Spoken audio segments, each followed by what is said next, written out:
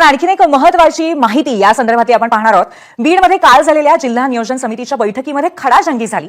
धनंजय मुंडे आणि सुरेश धस यांच्यामध्ये नेमका वाद काय झाला याची माहिती आता एबीपी माझाला मिळाली आहे. जिल्ह्याची बदनामी होईल अशी वक्तव्य करू नयेत असं आवाहन धनंजय मुंडेंनी केलं. यानंतर हा वाद सुरू झाला. दोन्ही नेत्यांमध्ये झालेल्या शाब्दिक बाचाबाचीनंतर वाद आणखीन वाढू नये याकरता अजित पवारांनी बैठक संपल्याचंच जाहीर केलं आणि सभागृहातून बाहेर पडले. नेमकं काय झालं, नेमकी शाब्दिक चकमक काय झाली पाहूया. जिल्हा बदनाम होईल असं बोलू नये असं धनंजय मुंडे म्हणाले. याचा शासकीय कार्यालय आणि कामकाजावरतीही परिणाम होतोय.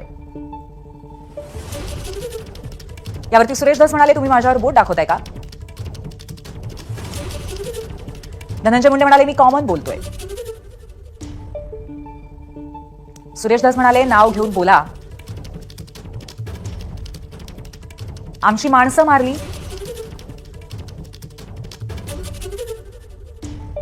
यावरती धनंजय मुंडे यांनी तुम्ही कुठे बसलात, काय बोलताय, समजतंय का, अशा पद्धतीचा प्रश्न सुरेश धस यांना विचारला. तर अशा पद्धतीची शाब्दिक चकमक कालच्या या बैठकीमध्ये झाल्याचं कळतंय. आपण या संदर्भात अधिक माहिती घेऊया. आपले प्रतिनिधी गोविंद शेळके आपल्याला अधिक माहिती देतील. गोविंद, नक्की कुठल्या पद्धतीने हा वाद झाला, त्याचे परिणाम कसे झाले होते या सगळ्या बैठकीवर? नक्कीच कालच्या जिल्हा नियोजन समितीच्या बैठकीमध्ये मोठी खडाजंगी झाली आणि विशेष म्हणजे ही कुणासमोर झाली तर ती बीड जिल्ह्याचे पालकमंत्री आणि राज्याचे उपमुख्यमंत्री अजित पवार यांच्या समोर झाली.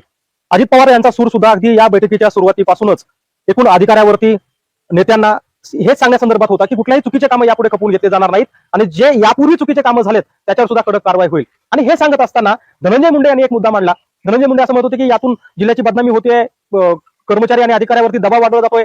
तर हा कोण वाढवतोय असा प्रतिप्रश्न सुरेश धस यांनी केला आणि बजरंग सोनवणे सुद्धा याच्यामध्ये सहभागी झाले. खासदार बजरंग सोनवणे असं म्हणाले की तुम्ही थेट नाव घ्या. त्यावेळी धनंजय मुंडे आणि सुरेश धस आणि बजरंग सोनवणे यांच्यामध्ये चांगलीच खडाजंगी झाली. यावेळी धनंजय मुंडे सुरेश धस यांना सांगत होते की तुम्ही कुठे बसलाय आणि काय बोलताय, कळतंय का?